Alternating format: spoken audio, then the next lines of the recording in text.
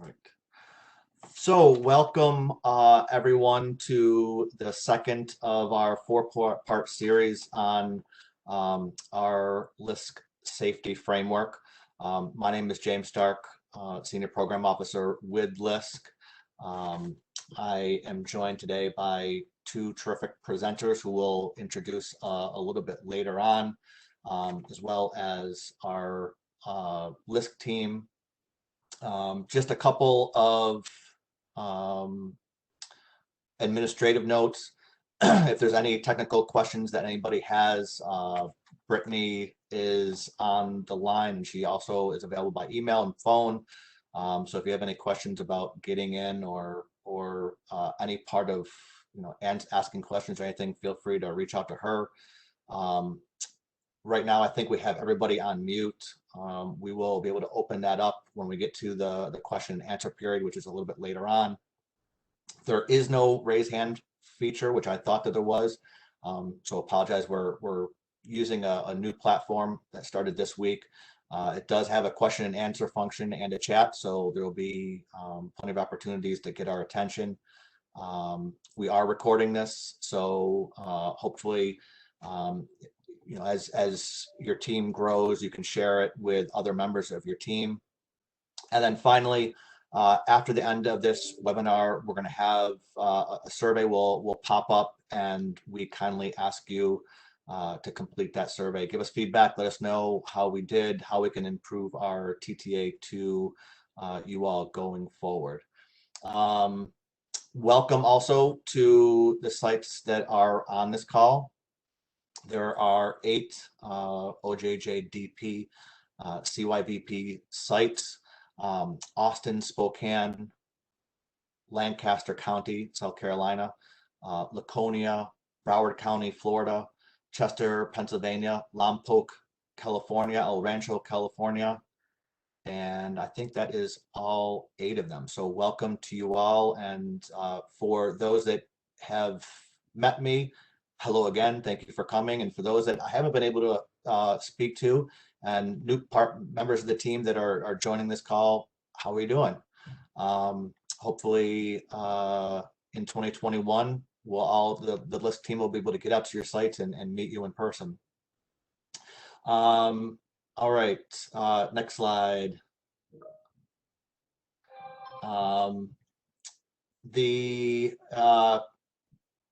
So we'll just go through introductions real quick, which is this part. We'll talk about the goals of the webinar.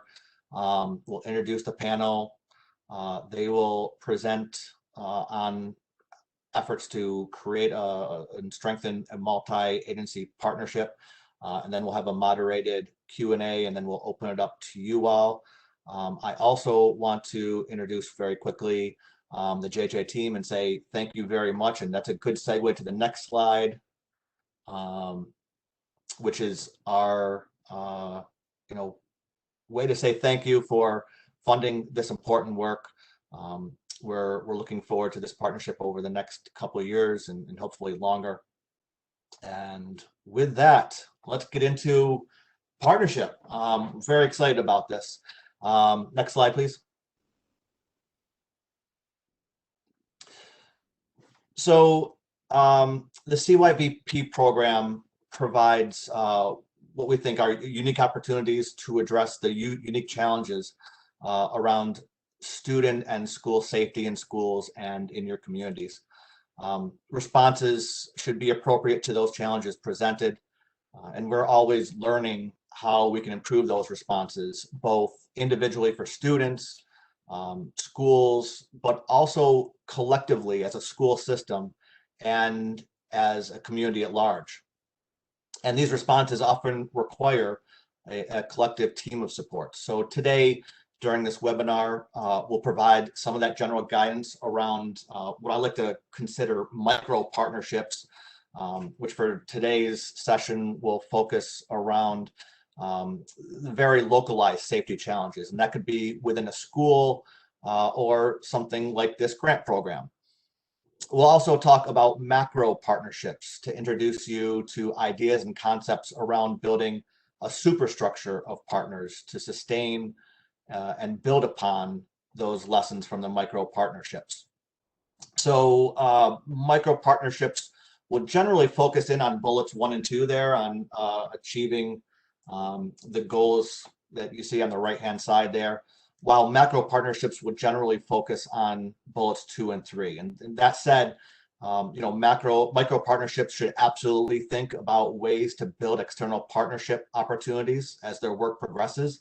And macro partnerships should absolutely have a common mission and vision. Next slide, please. So over the past several months of working with LISC, I'm sure you have all become familiar with the LISC training and technical assistance safety framework as illustrated in this puzzle piece. This is, like I said, the second of our four-part webinar. A couple of weeks ago, we talked about the community outreach and engagement piece of the puzzle. Today, we're going to be talking about partnership. Following, we're going to talk about data and research, and finally, revitalization and transformation. So, obviously, each safety effort, you need to be able to engage a multi-sector team, make sure that they're part of the process. You have to have a partnership that is working together with a common mission and vision to be able to achieve the goals of your program.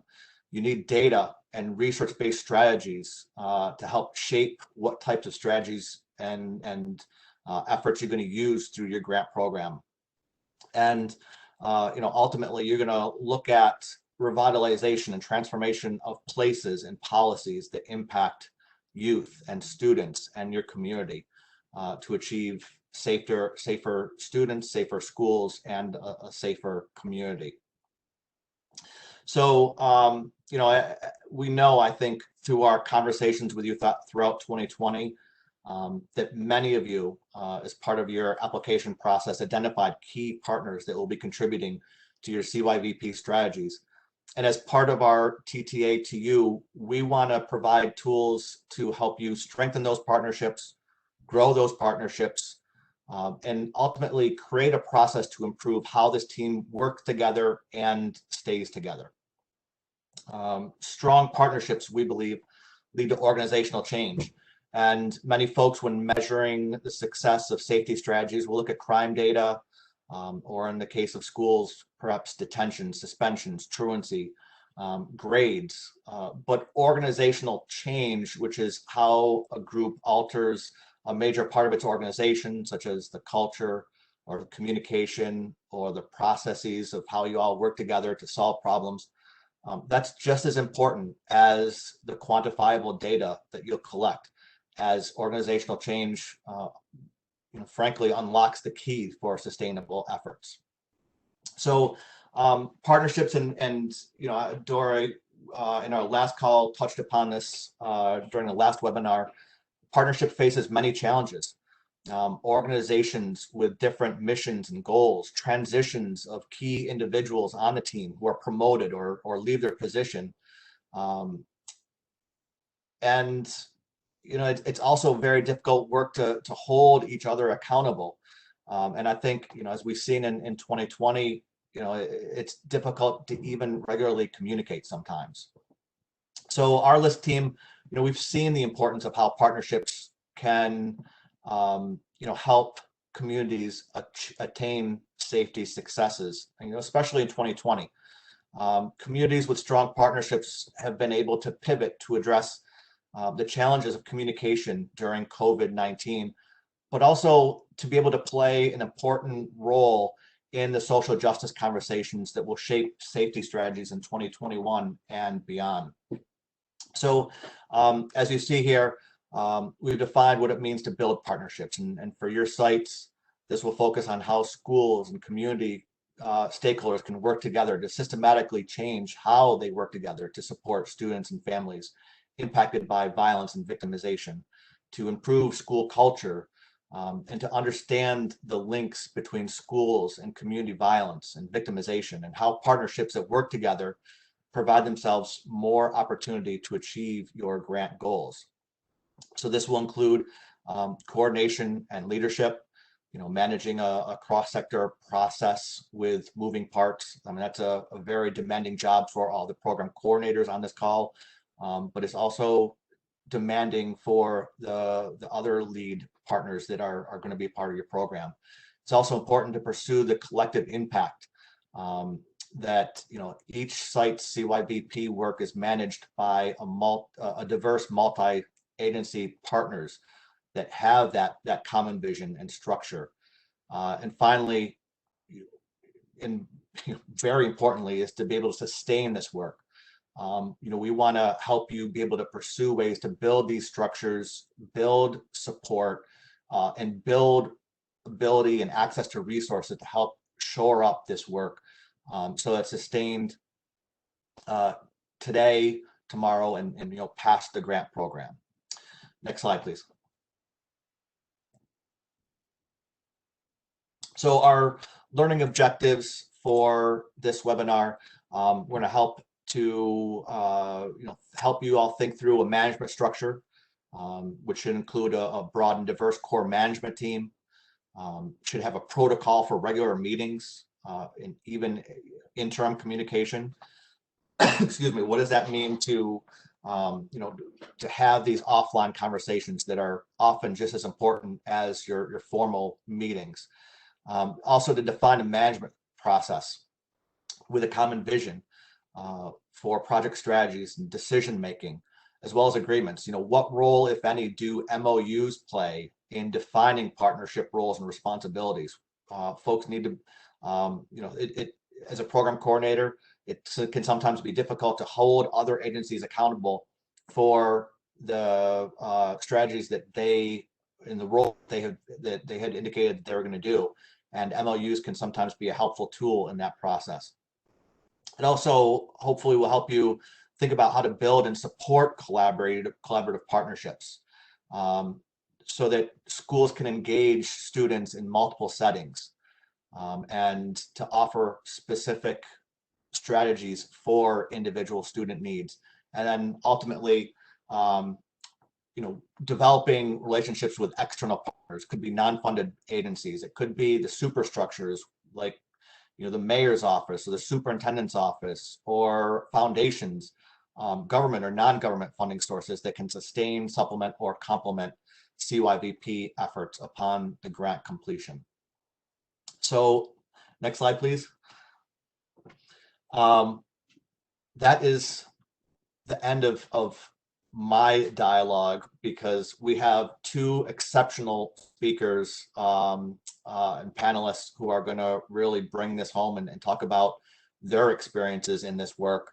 First, we have Donna Griffin, who is president of CCB Consultants, and Dr. Lynn Sacks of the Harvard Education Redesign Lab. Just briefly, if you two, Donna first and then Lynn second, introduce yourselves and talk a little bit about your work in this area. So first, Donna, go ahead.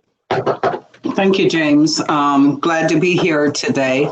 As James mentioned, I am the president and founder of Community Capacity Builders. We're based out of Philadelphia, Pennsylvania, and we offer consulting services to nonprofits and government entities that to help them implement community economic development initiatives for social and economic change.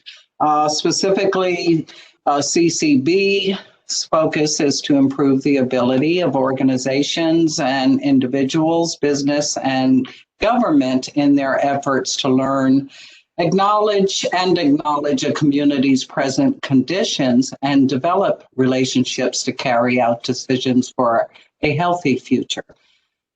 Prior to joining CCB or launching CCB in 2010, I served as project coordinator and executive director of Philadelphia Weed and Seed Project, a DOJ community-based program created to improve safety. In recent years, I've worked with the LISC safety team by providing technical assistance to support federal community-based crime reduction grantees. Prior to working with LISC in this capacity, I was a project coordinator who actually was responsible for implementing the community-based crime reduction grant that focused on West Philadelphia's Mantua community. Currently, we perform as an executive member of the West Philadelphia Promise Zone, as well as the chair of the Promise Zone Public Safety Committee. We do use a cross-sector collaborative team approach to working to improve the quality of life in 6 neighborhoods in West Philadelphia that have suffered from long-term disinvestment.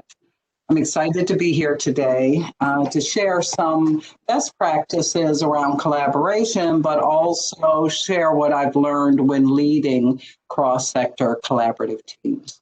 Thank you. Thank you so much, Donna. Yeah, Donna has been a terrific asset for LISC.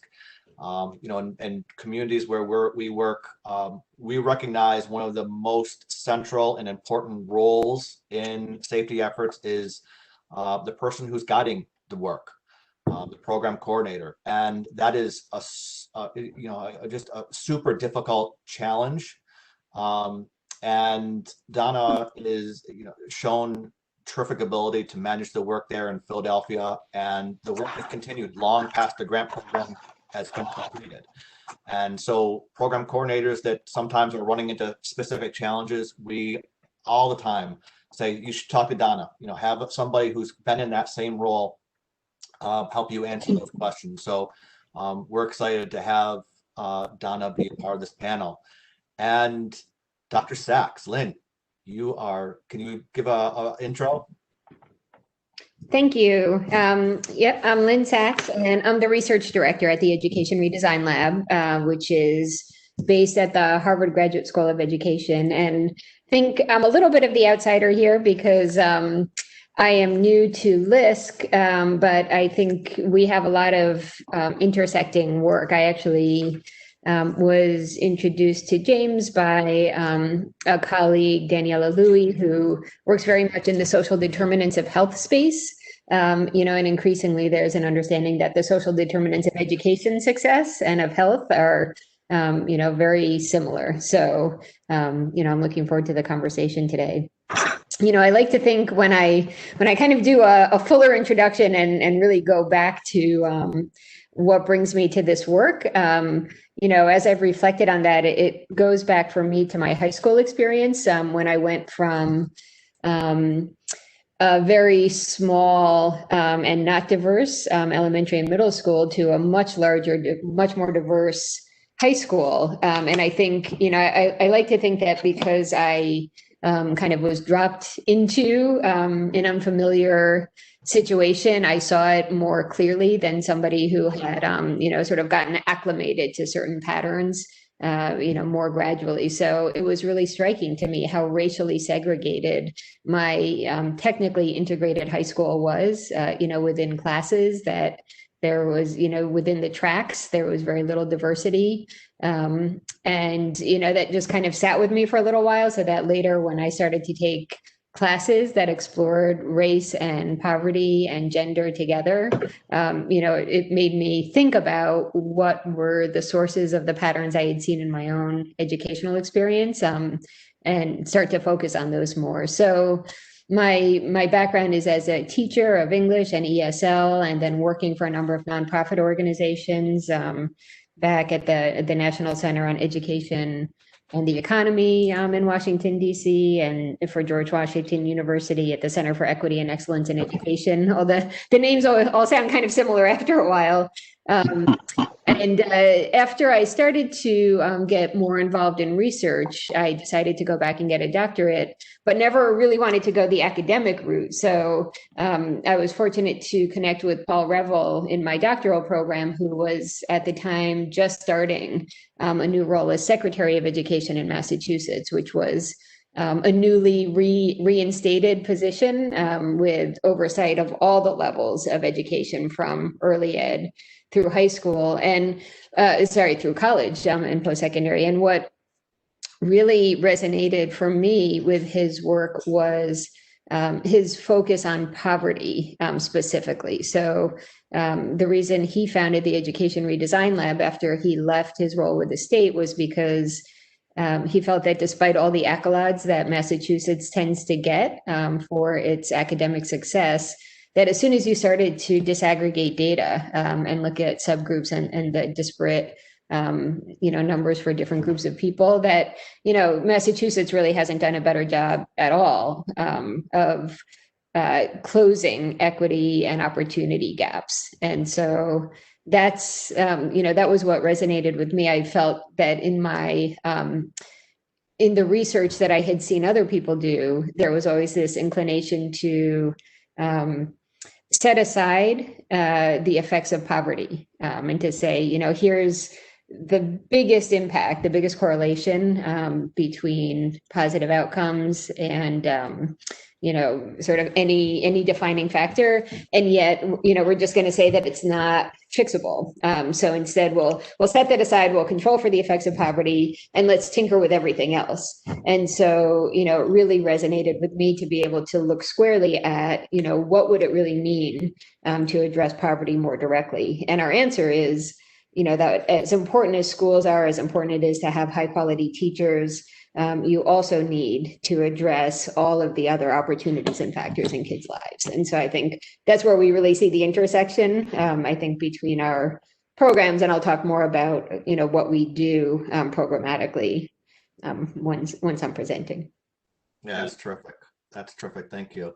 And I think that kind of illustrates kind of the macro macro dynamics here is, if we had unlimited resources, there'd be a number of things that we could do right away.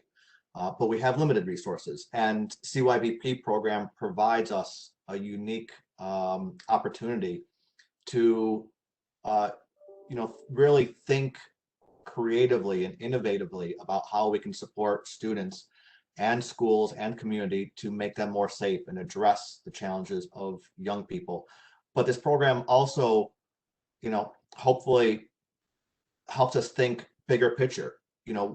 How do we use these lessons for the unique strategies and folks that we're going to be working with to be able to tell a bigger picture, to demonstrate the importance of this work so that this can be funded and supported long-term through that superstructure. So thank you very much, both you guys. And next slide, we're gonna kick it right to Donna, and she can talk a little more about the lessons that she's learned as a program coordinator.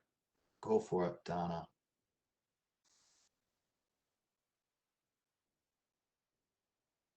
I think you're muted. Thanks.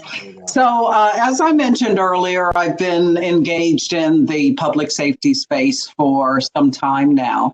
And, I remember an experience with the Weed and Seed Project in which I more or less was thrown into managing multiple cross-sector teams. And I have to tell you, I learned more than a few painful lessons about the art of collaboration. And they've been useful lessons. I think the number one lesson I learned is that I needed to hone my skills to become a much stronger leader than I was at the time. So I was able to kind of perfect my skill set through my work with HUD Choice Neighborhoods and the community-based crime reduction work that I've done as of late. When working in the collaborative space, I often view myself as a conductor of people who represent a variety of organizations, agencies, and institutions with shared interest. Keyword, shared interest. As a project coordinator, leading kind of this orchestra of stakeholders, I learned it's really about guiding and aligning your team to faithfully execute a specific partnership framework or strategic plan.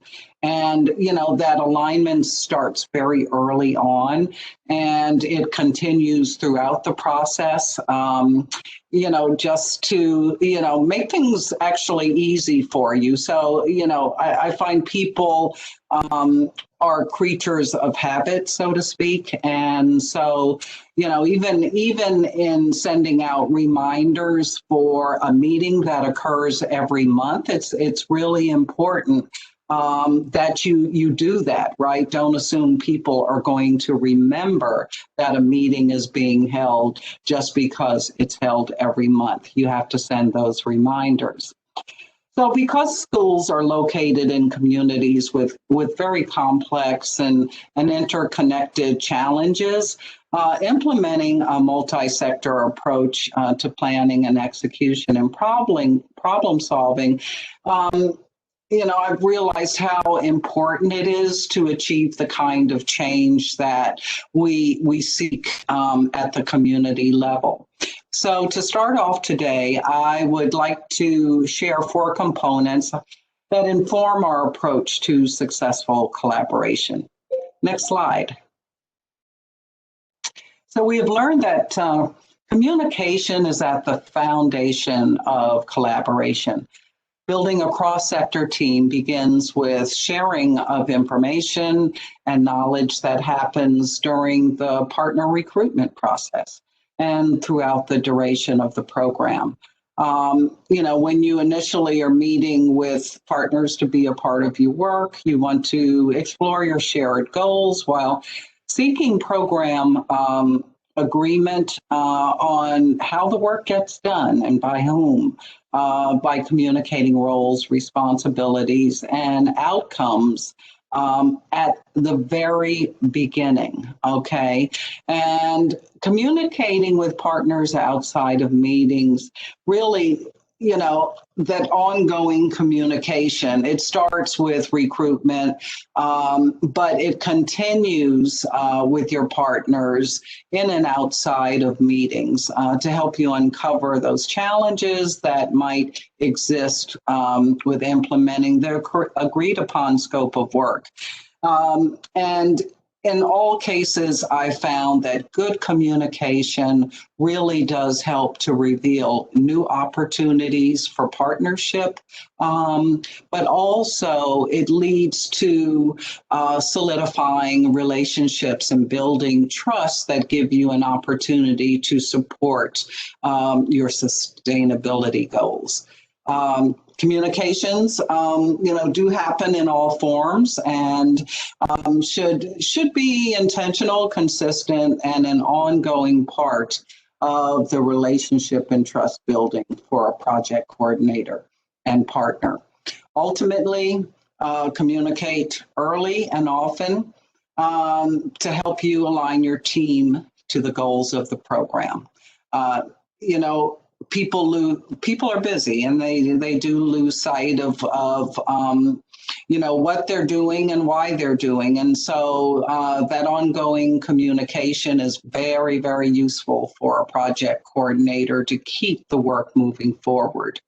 After, your initial communication to recruit a partner, you definitely want to gain commitment.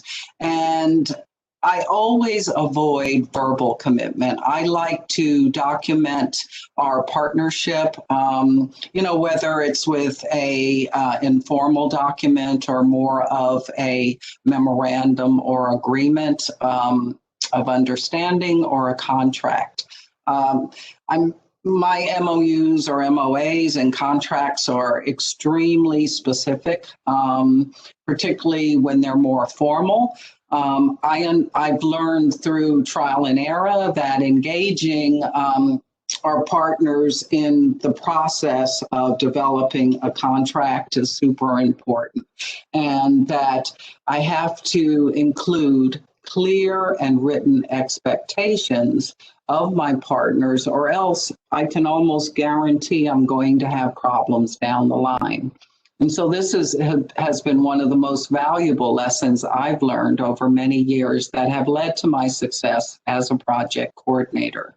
You know, in my documents, I include a program summary, who's funding the program, what the program aims to achieve, but I also include the frequency of meetings that a partner is expected to attend on an annual basis, the activities they will implement, and the time frame in which they're going to implement those activities. I do include the title of the staff position, not the name of a staff member inside of my MOU. And I do that because I understand that that people change, they change jobs, and new people who take on the responsibility can use my MOU as a document for understanding exactly what has been, what has to be done, what they're responsible for. And it also offers me an opportunity, if you know, to talk to a supervisor or director when there are concerns around, you know, staff changes, just as a reminder, and do some problem solving so we can get back on task. I also like to include, you know, who's responsible for oversight of the actual position. And that guarantees me an opportunity to connect with someone in the event that the staff position becomes vacant. I also want to be sure that I very specifically outline the anticipated program goals and objectives for the program. And that's the program overall. I also include what the partner is responsible for implementing, how they'll implement it, and as I said, the timeline. And I include data requirements tied to the partner's programmatic goals. And, you know, I like in somewhere to kind of tie the partner's value to the overall program goals and objectives. So again, my MOUs are very, very specific. I have found that this kind of detail reduces opportunities for problems down the line, and it really creates it creates an environment where everyone knows what's expected, and so that presents an opportunity to really focus on the work that's to be done versus focusing on problem solving.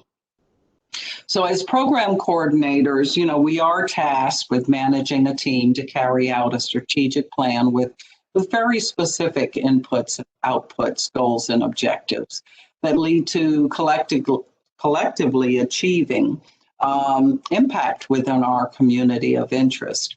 You know, our conversations or communications with potential partners should lead to securing agreements that delineate the full role and responsibilities expected from our partners.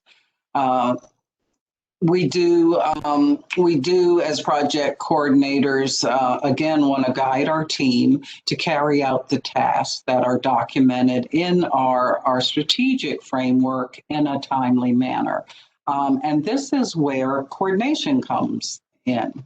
So I think this is probably one of the hardest and most challenging aspects of partnership or collaboration. And why I say collaboration does require really strong leadership.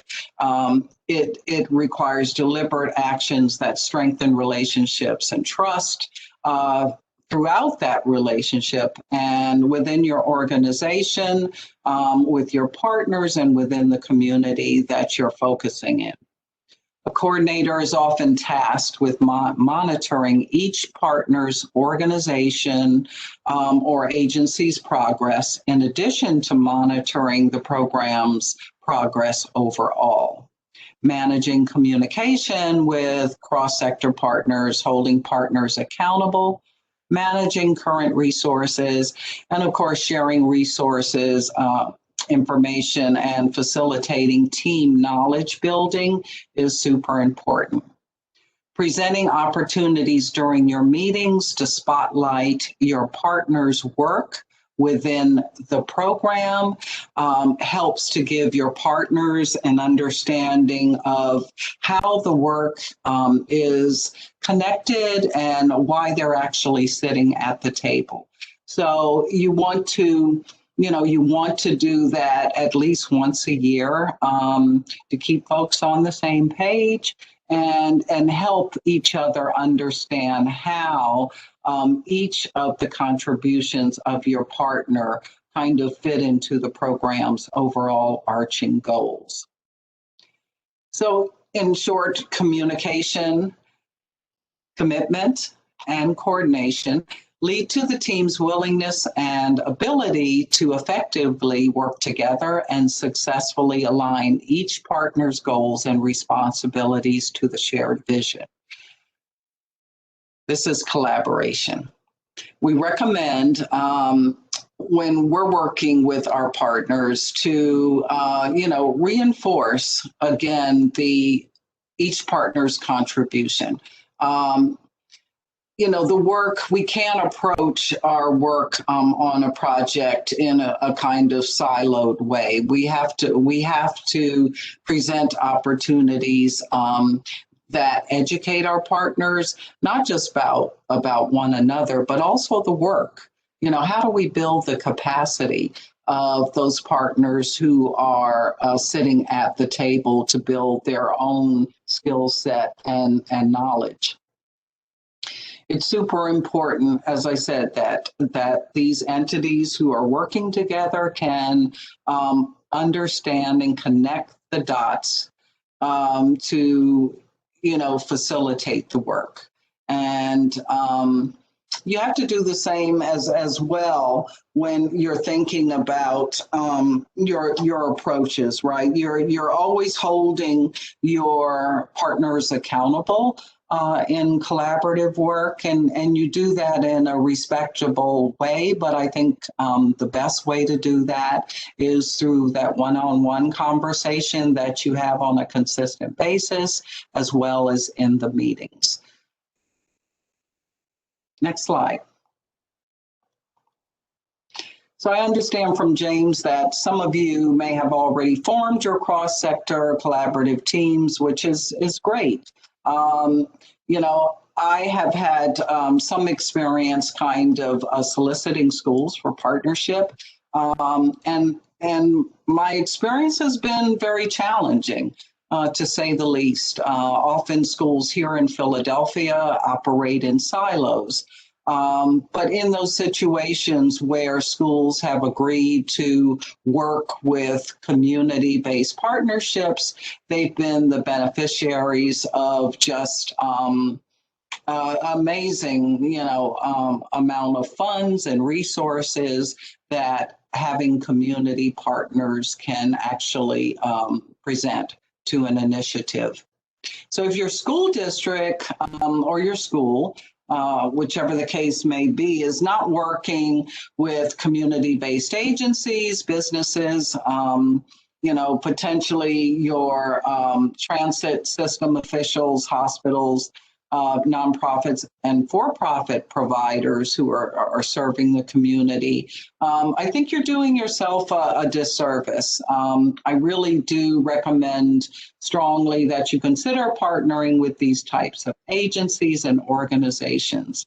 I was on the call a couple of weeks ago, and I remember, someone talking about some challenges they were having, and I thought, wow, those kind of challenges that exist could easily be addressed had there been maybe a community-based organization at the table. And I think this is extremely true right now when in many school districts, children are learning from home. Partnering with community-based organizations presents opportunities to make sure that children are eating so they can learn, to support their need for some behavioral health services, right, that are offered to community members through different social service providers. During the summer, a lot of youth didn't have things to do in the community because everything, the rec centers and parks and one thing or another were shut down because of COVID. And so, the ability to connect with groups to engage children in some type of organized programming that's offered by community-based providers could have certainly been helpful for these young children. And both, have socializing, but also addressing kind of the stress that they're feeling through this pandemic. During normal times, we often have problems with student safe passage to and from schools. And so we've engaged multiple partners and community leaders to set up systems where children were actually supervised by community members when going to and from school. In many situations, children need assistance dealing with domestic abuse that may be happening at home, or they've lost a family member and they need some type of victims assistance and to kind of deal with the anxiety and stress of being connected to a type of crime or domestic abuse situation. And so, potentially partnering with a victims assistance service provider who works in the community could be very helpful in not just helping the child, but also the family to overcome those challenges in their life. So, I'm going to give you a 5-minute warning. Okay, thank you. I absolutely recommend that, you do consider, expanding your partnership if you're not already connecting with community-based organizations or even city agencies who are implementing programs within communities. All right. So, couple of things. Next slide. When you're forming, go back. All right. When you're forming a cross-sector collaboration within a community, absolutely use a asset map and understand what is happening in the area that might contribute to the work that you're doing.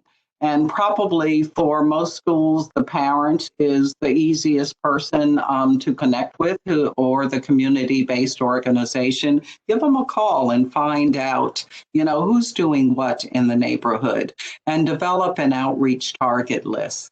And before you actually engage those partners, make sure that you've produced a summary of your program so that they have something to reflect on when making a decision to engage in your work.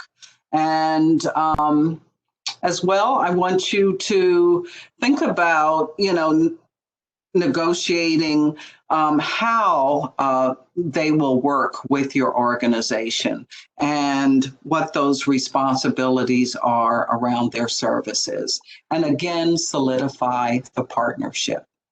It can be an informal, if they're not actually going to sit on your cross-sector team, then certainly develop an informal document that solidifies that partnership. Next slide. So a few tips for successful cross-sector partnership. Again, the MOU is one of the most critical pieces of information that you can share with your partners. And it definitely will reduce any problems that you might have or risks that you might have as you're implementing the work. Consistently, right? Review and verbally summarize your programmatic goals and strategic plan with your partners during meetings, but also in those one-on-one meetings. I recommend doing this once a quarter. Keep your team focused. All right. Make time to highlight your partner's role and responsibilities in the work. And don't assume that everyone at the table understands why the organization is there. Always help them understand and kind of unify the group, right? And don't do this just once a year. Do it annually. And I would try to do it every year so that indeed, if there's new staff members who are representing your partners, they also understand why they're at the table. Observe opportunities in which the team may benefit from training and other capacity building opportunities. Invite them to webinars, very much like this one. When your program runs into challenges or barriers, engage the team in problem-solving discussions. I find partners love this. They want meetings to be action-oriented. They don't want to just come and sit and listen to people talk. They actually want to work. And this is what keeps partners coming back. And think long-term. Remember to communicate with your individual team members often, not just during meetings, but make it a habit to contact them once a month to talk about how they're doing. Are they having any challenges? And start working on strengthening relationships and building trust. Celebrate success together.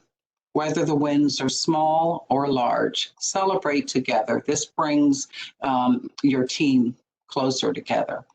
Discuss sustainability of your work early and often. The problems within communities absolutely take a long time to fix. And so the importance of building team is so that you can certainly enjoy the success and continue to do the work for the long term. You want to make an impact now, however, you want to be prepared to play the long game. And always remember, a collaborative approach to improving a school safety and community conditions requires that all partners pull their weight. The strength of the team is each individual partner. The strength of each member is the team. Thank you for listening. Okay, James. Thank you very much, Donna. Lynn, you are up. Thank you. I'll say there's so much that resonates, from what we just heard and the experience that we've had at the Education Redesign Lab in working with cross-sector collaboration. Just so much from the, kind of the nitty gritty about needing to keep people engaged and being clear about roles and, having meetings be action oriented to the fundamental importance of communication and, finding ways to collaborate. So I think it's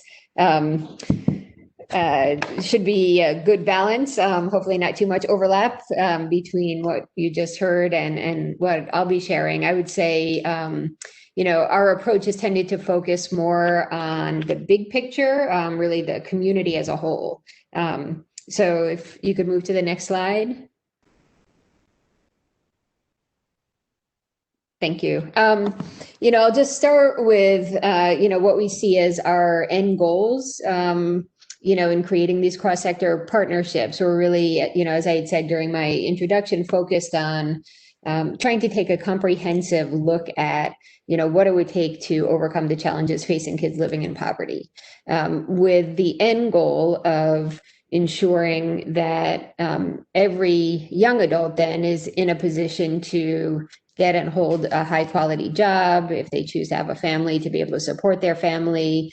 More than ever, we need people who are informed citizens, and capable of,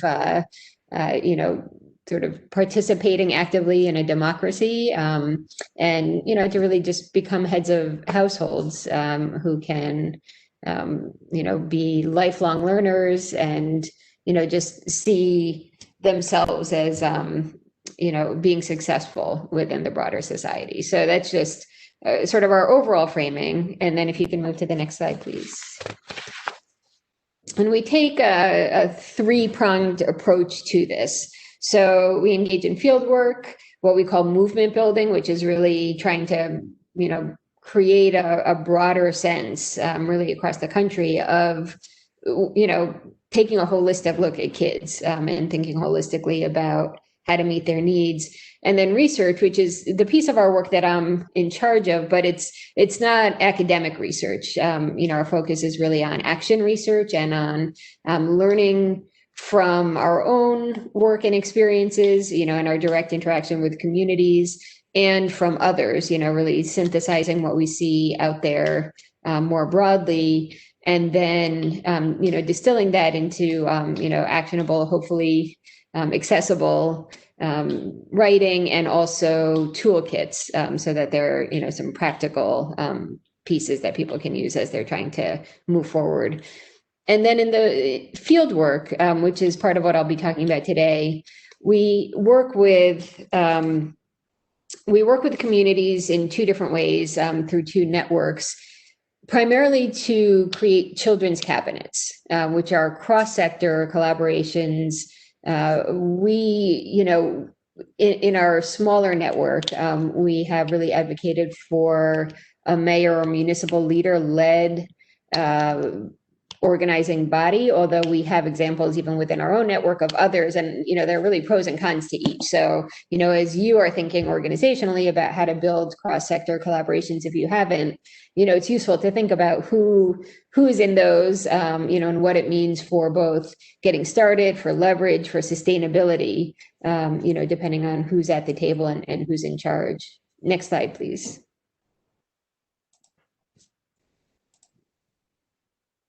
So Children's Cabinet is just a cross-agency coordinating body, which is intended to address the exact problem that you've just been hearing about, right? The fragmentation and the siloing of everybody's work, right? So you see that, we all know about it. And the question is how to fix it, and how to bring people together in a way that's really meaningful and can change the way people work, the way funding works, to avoid duplication and also avoid gaps.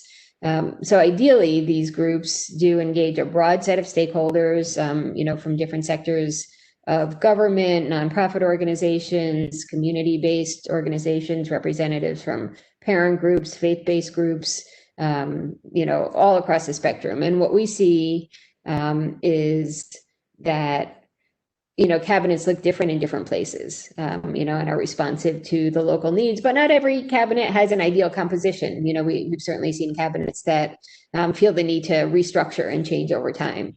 So it's an important piece of the puzzle to think about who should be on those. But as you already heard, develop shared outcomes across agencies, use shared data, coordinate policies, and align funding, and where necessary, increase it. That's, it's a good goal, hard to achieve, easy to say, but those are some of the core functions of a children's cabinet. Next slide, please. So for us at the Education Redesign Lab, I mentioned we have two different networks that we work with. There's a broad network called the Local Children's Cabinet Network, and you can see, some of you may see geographically proximate locations. So this is a network that we jointly run with the Children's Funding Project and the Forum for Youth Investment. And it's a pretty loose group. There are no criteria to get in. It's really an opportunity for support for any municipality, whether you're a city or a county, that either already has, and there are places that have had a children's cabinet for more than a decade, to places that are just thinking about forming one. So, we have regular events, back in the days when people did things in person, we had an annual convening, but right now we're doing more virtual support, around specific topics. And then we have at the Education Redesign Lab, a smaller group called the By All Means Consortium that right now is about 10 communities. There's been a little bit of shift over time in who's a member. Most of those are urban. Most of them have cabinets that are led by the mayor and, has participation from the superintendent, from other city agencies, from nonprofits, in some cases from philanthropy, teachers unions, parent representatives in different configurations in different places. And so we've been working with this group for about 4 years now, and we've been learning a lot from them, and trying to support them as they do this work.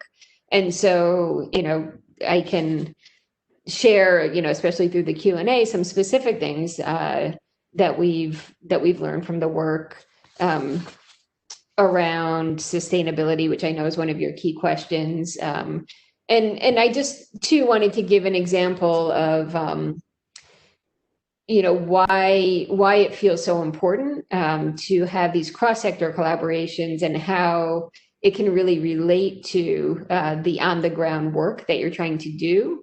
But before I get to that, I want to talk a little bit more about the other piece of what we're really focused on right now at the Education Redesign Lab, because I think it helps to bring these things together. So next slide, please. Oh, that's funny. I missed one. And I just wanted to point out that as I mentioned, we work to develop tools of various kinds. And this is one piece that we collaborated on that I think you'll find especially useful because it consolidates a lot of great information, especially that had been developed through the Forum for Youth Investment, which has been working on statewide children's cabinets for quite a long time, and has recently moved to a more local focus as well, through our joint consortium. But it answers some of the big questions. It addresses some of the issues around how to communicate this work. One of the things that we find is important both for starting and for sustainability is creating a community-wide understanding of the need for cross-sector collaboration and of the progress that it can make and the difference that it can make. So, this content, number 2, why they matter and making the case in your community actually offers different kinds of messaging that you might want to share depending on the role of somebody who you're talking to. And so I personally find that really helpful. I didn't write it, so I can brag about it because I think it's great, really practical advice. Talks about different kinds of cabinets that you could form, some that are entirely governmental. There are some that are that way for various reasons, to ones that have really broad community engagement. And then some of the things that you just heard about how to manage the cabinet, how to manage the meetings, how you might structure an agenda, how to bring people to the table and make sure they keep on coming, and then setting goals and choosing indicators. So that's just a resource. I don't think I have a link to it right here. I can certainly share it with James and he can share it out, or you can find it on our website at edredesign.org. But I'm happy after I'm done presenting, while we're in the Q&A, I can also just find the link and put it into the chat. Next slide, please. But the other piece that I just wanted to talk about before giving a more concrete example is the second big focus for us right now is what we're calling success plans. And it's really, part of a whole. For us, we think you need both a cross-sector structure and a personalized approach to meeting the needs of every kid. And ideally, those things work together as two pieces of a whole rather than as two totally separate things. But operationally, we've actually focused first on the cross-sector collaboration. And then recently, in the past year and a half or so, we've been working a lot more on the success plans idea. And it's really one that during the pandemic feels even more essential than ever. At its core is really the idea that we have to put each individual kid at the center and understand that kids' needs, their interests, and their aspirations, and help them develop a plan that then has a structure for support to help meet, the goals and the needs. So you can see in our diagram here, there's a human connector in between the services on the right and the kid on the left, and we even have a little digital success plan. So the idea is that you connect the kids with the services by knowing them, right? So some human in the community or the schools develops an individual relationship and has a process for knowing and collecting information that then is supported by a broader structure of support. And next slide, please. And for us, it's not a specific programmatic intervention. So we don't have one model of success plans that then we try to, push out and replicate. Instead, we have a set of guiding principles for what we think success plans should incorporate. And we've been both capturing information about who's doing, some version of this and working with our communities to implement them. And, to be honest, it's hard to get all of the pieces together at once. It requires a lot of different things to come together and to be funded and to have support of various kinds. But we see a lot of really exciting work happening on, various pieces, even multiple pieces of this. But it's these 10 guiding principles that we put at the middle of the work and that we're trying to develop proof points for and expand. So having said that, I'll just share an example of a community that we work with that's part of our By All Means network. And this is one actually that is not governed by a children's cabinet. We ended up partnering with them because we had already been collaborating. In Illinois, there's an organization called the Partnership for Resilience that formed as an effort to address trauma in kids. And it's actually got a great origin story. There's a brother and a sister. The brother was the head of the Pediatrics Association, I think so. And the sister was a lifelong educator, and they were at a family barbecue and talking about similar things with different language related to the kids that they were seeing. And it really had to do with trauma and ACEs. And they realized that there was so much similarity between the medical needs that the doctor was seeing and the school manifestations of trauma, that they decided to start a collaboration to address this better. So the Partnership for Resilience addresses trauma by working in school districts to provide trauma-informed teaching, trauma-informed training for teachers, for example, by bringing in healthcare vans, and a series of other approaches. And after working primarily in the southern suburbs of Chicago, they formed a second kind of satellite version in southern Illinois, which is a very rural area. It's even south of St. Louis, and it's called Resilient Southern Illinois. There's one school there in particular that had been already starting some work on success plans. So they had a pilot where they had teachers meeting intensively with individual kids who were in middle school, transitioning to high school, to develop plans, for how they could be successful and transition successfully and have kind of a structure for support. And then when the pandemic hit, they decided they wanted to implement success plans for every kid. So they actually, got a special dispensation to spend the first 2 weeks of this school year as a soft opening of the schools and have individual meetings between teachers and every family in person. This is really kind of the most intensive version of this that we've seen. And to really understand what those needs were for the kids and the families and how they had been doing in the spring, the transition to online, what their needs were, academically where they were, and, which is incredible and fabulous work.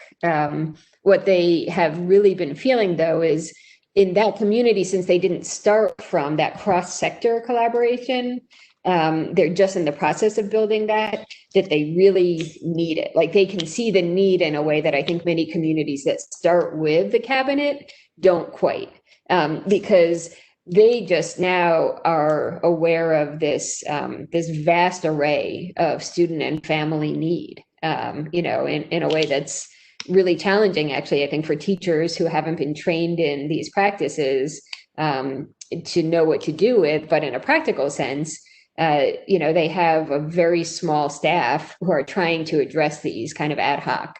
And so there are partnerships, that they have, but there isn't a coordinating structure to make these work more smoothly. They're in the process of getting that in place because they say, if they're really going to fulfill their goal of meeting the needs that are identified through this process, then, they need to have a structure where the people are coming together and meeting regularly and understanding how they can provide coordinated support.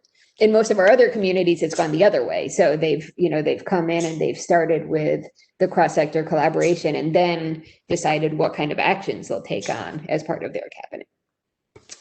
So let me stop there because I know we're already, a little bit closer to the end of our session than I think we were scheduled for. So, I know that, James, you have some questions you want to tee up and that there's time for Q&A. Yes. Thank you, Donna and Lynn. That was super informative. And now I feel bad because I feel like my questions, you guys have already covered all of my questions, but I'm going to ask them anyways.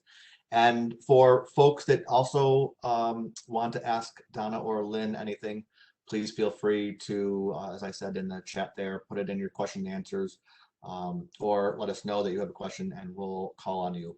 We're going to try to make this moderated discussion fairly quick. So I think Donna and Lynn have covered a lot of my questions. So if there's anything new that Donna, Lynn, that you want to address in my questions, definitely take advantage of this time. My first question is for you, Donna. Last Thursday, I was reading in the news, there was a statewide grand jury that was studying school safety, and they issued an interim report that was critical of the state's mental health system. And this does relate to both safety and mental health care that I think schools and the CYVP program are trying to attain. But the grand jury said that the provision of mental health services is, quote unquote, spread out over state, federal, and local agencies, each with different missions, priorities, metrics, definitions of success, making for treatment plans that are unfocused, inconsistent, and often ineffective at the individual level. The report also raised questions about how schools report crimes unevenly to law enforcement. So as I was reading that and thinking about today's webinar, it really seemed like an opportunity to highlight the importance of partnership to the success of school safety efforts. And specifically for this grant program, which requires a multi-agency collaborative. And again, Donna, I know you've covered much of this, but what are some, short action steps and some longer action steps that you would recommend for these groups to get on the same page? Like, what are some things that they can do tomorrow, and what are some things that they can do to make sure that there is sustainability within this work? Yeah, so in terms of the existing cross-sector team today, yeah, I think it's to really have some very, valuable conversations as a group around the work they're doing, and to be very open, ask very specific questions, and have conversation about how do we kind of address the challenges of organizations, maybe taking different approaches or getting them on the same page. If often I find the most difficult part of working together is that people don't communicate. Right. And so everybody's kind of doing what they do, but no one knows how they get it done. What is the end game? What are they trying to achieve?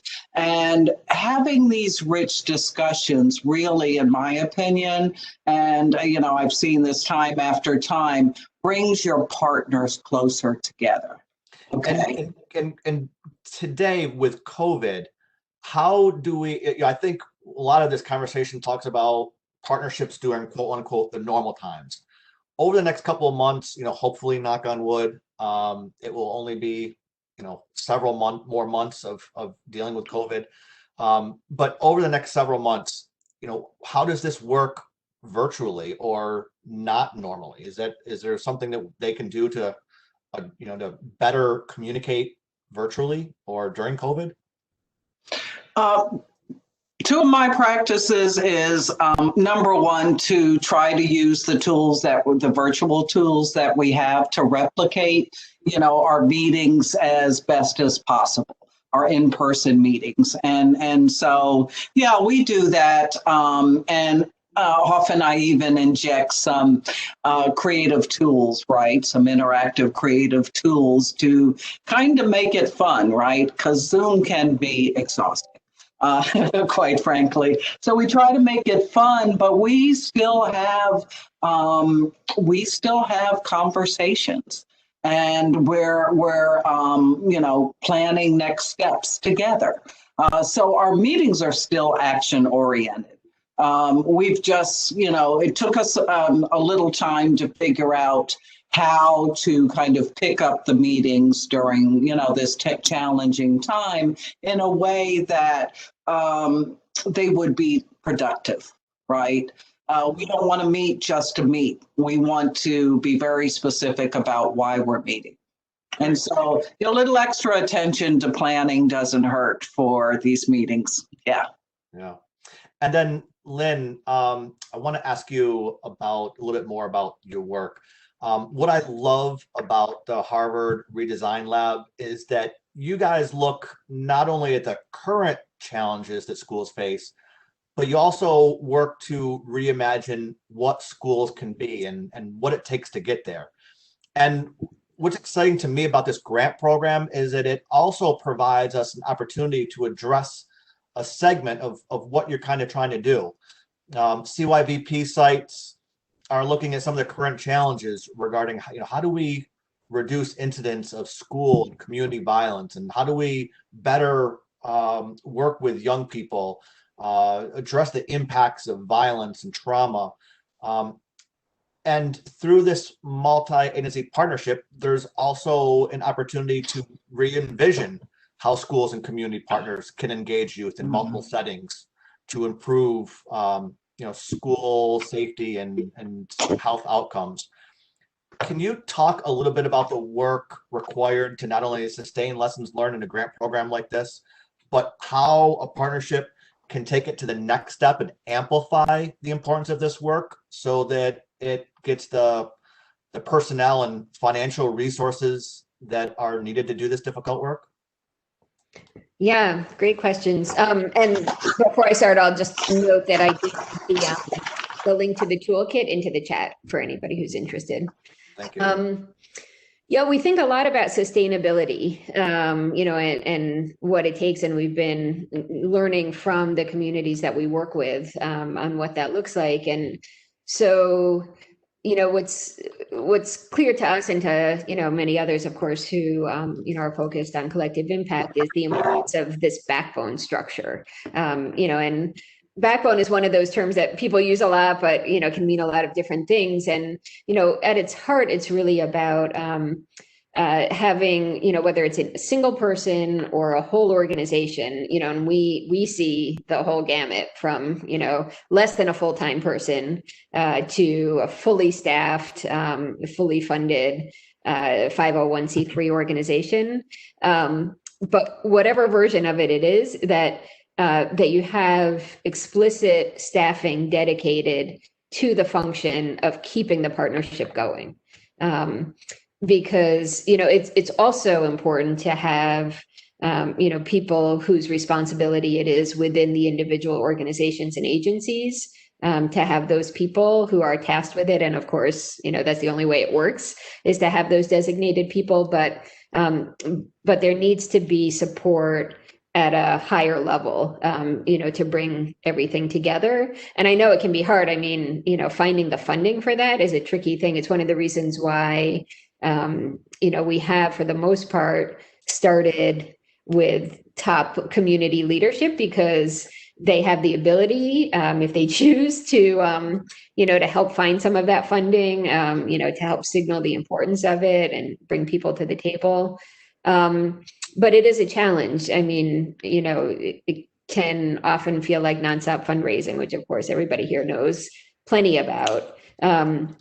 But that really is key, is to try to build in that staffing. And then the specific people who fill those roles, they make a big difference too, because we've just seen how much a really energetic, kind of entrepreneurial person can do in a role like that, versus being more of a caretaker, where things keep running, but people can lose their energy after a while. So those are, just a couple of things. The more the collaboration can be institutionalized, the better. The more formalized, the more institutionalized, because otherwise there's a lot of susceptibility to changes in specific people. Donna was talking about how she very smartly writes in the role rather than the person, as the partner for the MOU, because those people change a lot. And so if it's institutionalized in that way, right, then you don't get as derailed. So, it's kind of trying to find that balance between having the right person in the job and having the job be a little bit insulated, from a turnover in personnel. Terrific. We do have a question from Spokane, from Carlos. Carlos, do you want to ask the question, or do you want me to ask the question? I'm going to unmute you now and give you the opportunity to ask your question. I think. Unmute. There we go. Go ahead, Carlos. Thank you. Can the grant work realistically and without funding, considering that many of the employees are paid through the grant? That's a great question. So, and I think this is a question for, that many sites are going to address. And so, I don't know, Donna or Lynn, so for a grant program like this, that the grant funding pays for certain positions and it's not guaranteed that they're going to continue post-grant, what are some ways that this partnership can highlight the impact of these employees? I feel like a lot of times these important positions are oftentimes the last ones brought on to the school and oftentimes the first ones released. So how do we maintain the work that they're doing and demonstrate the importance of it to decision makers? Yeah, I'll give a try at that. One of the things I think you mentioned earlier that we've been doing in Philadelphia is we've been able to sustain our collaborative partnership despite the fact that grant funding ran out back in 2016. And so, there was a specific project I was working on with the school, and they were partly funding it and I was partly funding it. And when their funds expired, they said, they released the staff member who was implementing the program. So the value of relationships is that you can go to someone higher up. And I went to the principal and we talked about, was there potentially another staff member who might be able to take over those responsibilities? And really, we entered into a negotiation which meant pretty much, the organization I worked for would take a little more responsibility than they had in the past, but the school would support the program by assigning the work to someone part-time. And so we continue. Yeah. So I'll just amplify something that Donna said earlier as part of the answer too, which is about celebrating wins. And I think part of the task is to make sure that people know what you're accomplishing while you're accomplishing it, and building that support, finding your champions along the way, and kind of making yourselves indispensable. But, I think very often these roles can feel anonymous, beyond the sphere in which they work. And so celebrating those wins, making a point of, letting people know what you've been accomplishing and what the role involves and how impactful it is, can be really helpful when it comes to, time to make a financial commitment to continuing it, to start to try to build that process early on, to build the relationships and to sort of make the case for it by, thinking about what success will look like, for the things that you're working on, and then sharing how it's achieving that.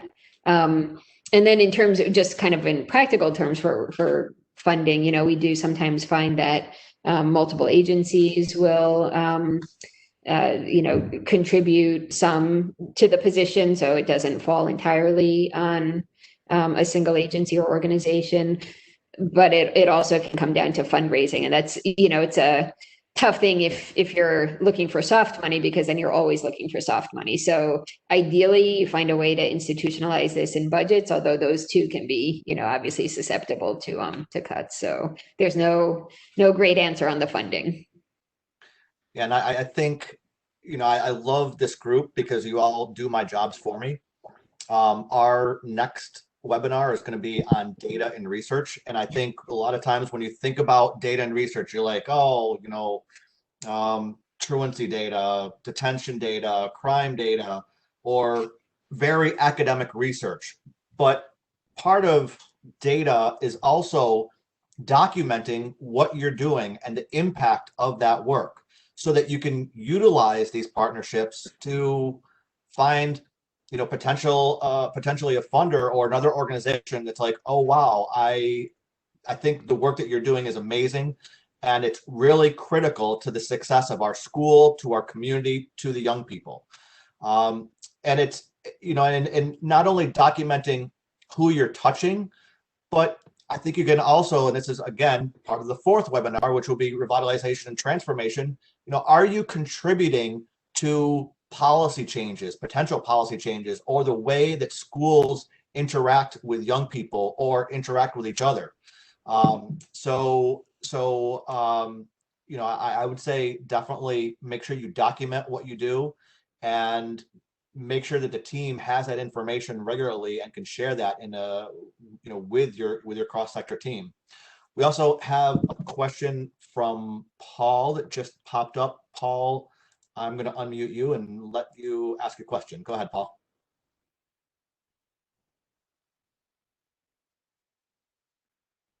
Hello, sorry, I was muted on my own phone. Can you hear me? Yeah, we can hear you. Yep. Oh, you all are just lovely, lovely people, and what incredible experience. Thank you for sharing. I have a little bit of background with some cross-sector work, so you're speaking like a language that I just love. Anyway, a follow-up question to Carlos is, do either of you have, or any of you have, examples of your cross-sector collaborations? It sounds like you've had some amazing efforts actually informing some high-level policy change or some systemic economic change in a way that, I think a lot of these interventions and things, are really kind of struggling against, sometimes just little by little. Lynn, that sounds like right up your alley. It does, although it's not an easy question. We've been working, really at the city and community level primarily. We've been thinking a lot recently about what kinds of policy changes at the state, or even getting a little more ambitious now, thinking about the federal policy possibilities could help. And a lot of those really would be around funding, and creating incentives to do some of this. I would say at the community level, the changes, the policy level work is around sharing data and information, working collaboratively in different ways, kind of at the highest level. So in Louisville, which has been working on a children's cabinet for a while, they spent a lot of time and energy both developing sort of a shared set of goals for all the organizations that are involved in their Cradle to Career cabinet, and then developed data sharing agreements in addition to the MOU about the policy goals, to enable sharing of data and financial data, for funding priorities between the city and the schools. And that really hadn't been done before. So, with the goal of better aligning spending and, and policy and programmatic priorities. And it took a lot of individual work. Getting that kind of thing done takes trust, which is a word that comes up so often in cross-sector collaboration. And building that trust is, something that takes a lot of personal work. So, putting a policy in place, often involves developing those relationships and kind of proving yourself trustworthy. And, I will say it has not been easy. There are a lot of things that challenge those trusting relationships, but it's possible and it makes a difference. And Paul, I feel like your question is definitely the macro in nature, but I'm going to give you a kind of a micro example of maybe something that can highlight how this might work. In Seattle, we did some work with Seattle, and one of the things that they had identified was that the routes to school, after school, there were not enough adults in and around that area to monitor those routes home, and a lot of fighting was taking place after after school. And what the team did was to hire a Safe Streets team that was run out of a community-based organization. So they put individuals at certain locations on routes home from school. That Safe Streets team where a lot of these fights were taking place, and identified, kind of the why, and that's just as important. And some of the why was that there were two schools that were getting released at the exact same time, and they were funneling into the same location.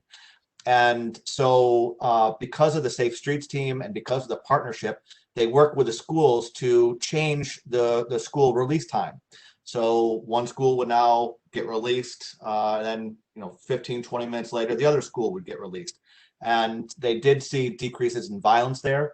So, I think that's one way to illustrate the importance of Safe Street teams, new members to safety teams. It also illustrates ways that partnership can change policies.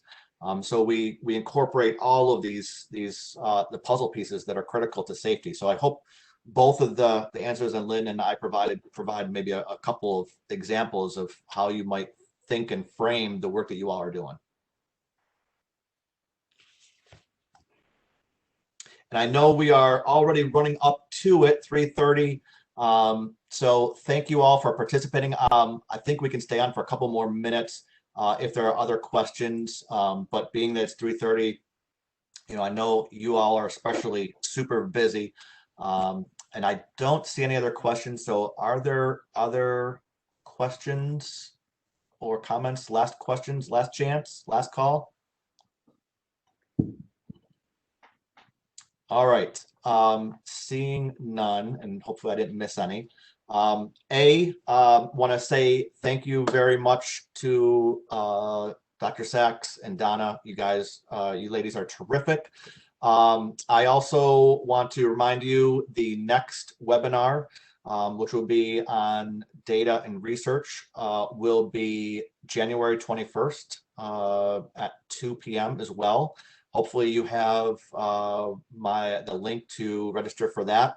And please, last but not least, after you close this out, you'll be getting a survey. Please, please, please answer the survey. Let us know how we're doing and how we can continuously improve our training and technical assistance for you. So thank you all. Have a terrific rest of your day, and we'll catch you later. If you have other questions, please shoot them directly to me and I'll make sure they get to the right place. Take care, everybody. Bye. So long.